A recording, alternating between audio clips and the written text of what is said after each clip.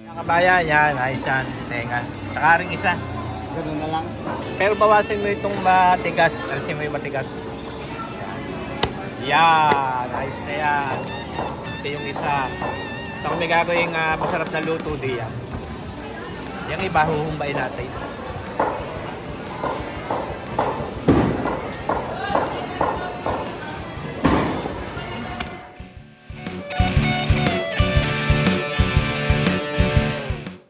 Panalo. Hindi aray mga kabayan, narinig tayo sa Pasaysay at ito, ating ipapakanan na itong ating mga tainga ng baboy na ito. Ating ihahalbos lang yan, palarambutin ng karikit diyan, ang matanggal din ng mga lansan yan. Itimplahan din natin ang karikit yan, simple lang naman yun, lagyan natin isang pirasong pork broth cube yan. Tapos inasnan din natin ng mga isang kutsarita. Yan ho. Tapos lalagyan din natin yan ng paminta sa inyong napapanuor.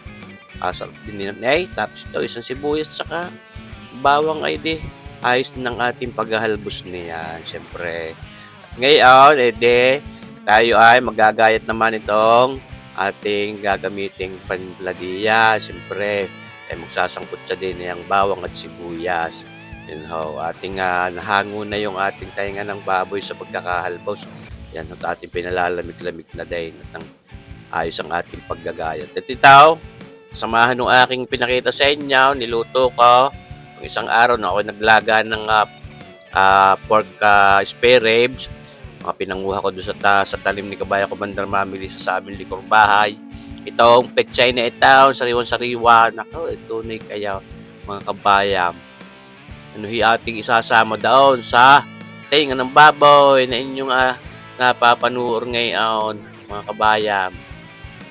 Pinaghiwalay natin yung medyo matitigas na tangkay at yun ang una nating isasahog. At ito, nahugasan rin natin. At yung mga tangkay na yaan. Ayos. Ngayon, itong tainga ng baboy, malamig na. Pwede na nating gayate. Mahirap kaya ito na mainit. O di bagahaw. At ilang gagayatin ng mga bite size ayon sa gusto ninyo sukat. Yung mga pahabang papagayaan para ho maganda ang itsura. Yan ho. Yan ho, may ilalambot pa. Hindi pa yung talagang tuong malambot na ating inaasahan. Malalambutin pa rin natin yan dun sa lasa ng ating mga panimpla para manood din yan sa baboy. Dahil yung tainga, hindi naman itong maglalalasa yan ng talagang talab na talab dahil may mga gatil-gatilaang iyan. Pero pagka pinalambot pa rin ng karikit doon sa timpla ay lalasa at lalasa. Ikaw kaya ang isang diya pag hindi ka lumasa. Ayun how, tayo nakapag-guide na tayo, papalit tayo ng ating magic wok na ayan ng stick pan, wok pan. Tayo nagme-melt na niyang ating butter ng mga isang kutsara at kalahati. At diyan tayo magsasangkot dyan itong ating bawang. Ayan. Ayaw. So, parang pwede. Ay, huwag na natin tulaw eh. Wow. Ay, masarap yan pag nalutaw.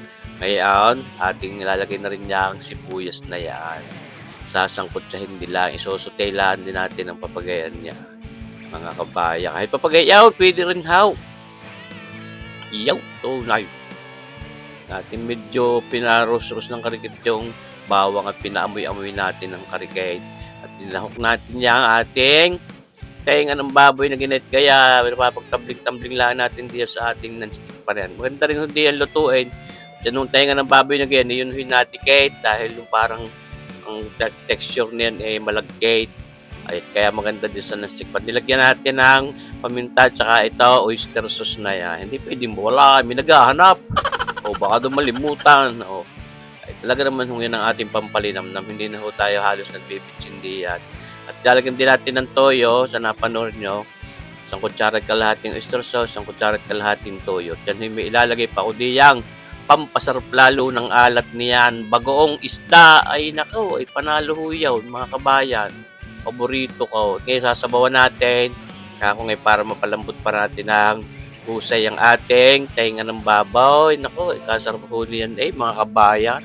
Yung mga gayang mga tainga ng baboy. Talaga namang maligat. At ito nga, kakao, ating idadagdag na paalat diyan ay ang bagoong isdang yan ating sasalain. Ating lagyan ng karikit na tubig ng madilyot. Yan ho. Hindi muna natin ilagay lahat. Itimusan ko yan kung ayos na yung alat. Mahirap mapasobra agad ang alat niyan. Yung ating matimusan yung papagayan ay di halo-haluin natin.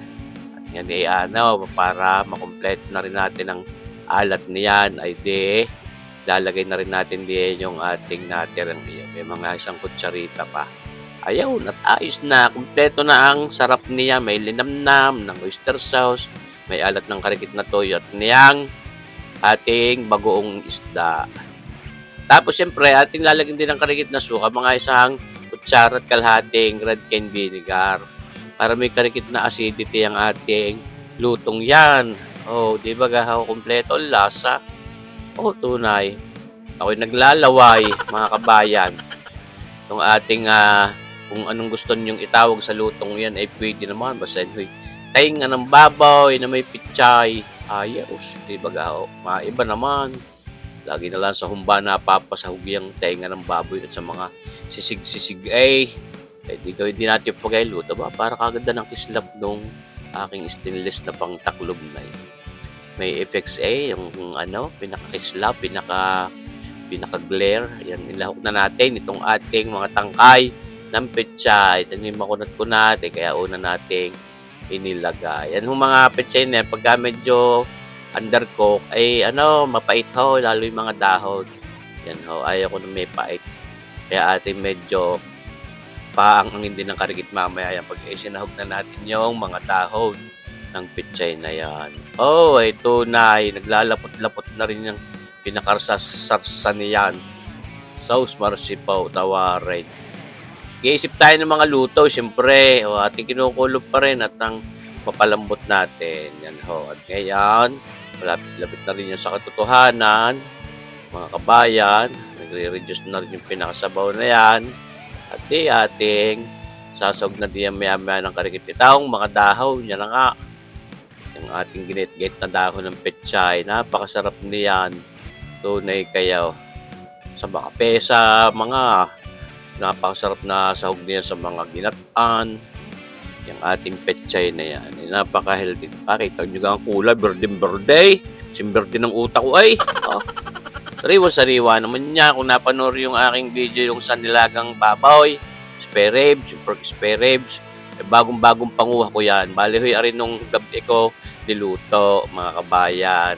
Yung tanghali ay yung sinig ay yung nilagang baboy, tapos ngayon gabi ay diyang tengang iyan ng babaw at pechay. Nako, kita niyo ba ang itsura? Nagayayang sarap, parang gourmet parang Chinese cooking yung ating padaling iyam. Ay kung ano man nga kung gusto nyo itawag di yan, pwede. Basta para sa akin na ay parang binagoongang tainga ng baboy at pechay. Ginamit nga lang natin ay bagoong isda at mas masarap po. Subukan ninyo.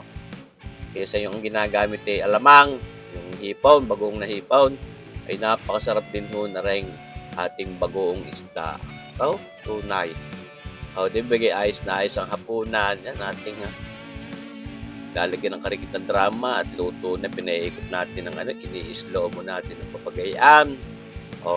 Di baga mga kabaya, kakatuwa naman ayos. At di bagay luto na itong ating binugoongang tainga ng baboy at pechay. Basta binugoongan ng tatago dyan. Ginamitan ko ng bagoong isda. Hindi kaya kung anong inyong ibig itawag, hindi itawag na. Basta ang bottom line ho na ray, ay nako, napakasarap po. Inyong sanang masubukan ding magluto ng papagayaan, mga kabayat. Ito na nga. Atin ang lalantakan. Nakahain na diyan sa aking hapag ng lantakan. O hindi na sa kwarto ng aming bahay lumantak sa aming kwarto. Ito may ginagawa. Hindi na nakapunta ng dining room. Ay di na. Sana nagustuhan ninyo itong ating lutong ito, mga kabayan. Sana abangan nyo pa rin palagi ang ating mga susunod na videos. Mabuhay po tayong lahat. God bless!